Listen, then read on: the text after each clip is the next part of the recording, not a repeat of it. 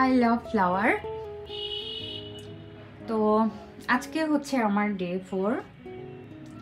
আমি বরাবরের মতোই সকালবেলা উঠে গেলাম। আজকে ডেটটা কিন্তু খুবই সুন্দর গাইজ।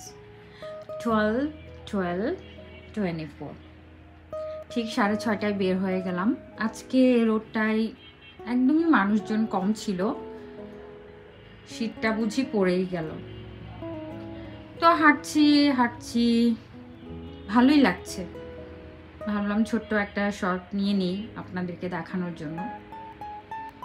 আর এই জায়গাটা আমার খুবই পছন্দের। এই তো হাঁটছি আর গান শুনছি আর টুকটাক, এই তো। আর টায়ার্ডও হয়ে যাচ্ছি।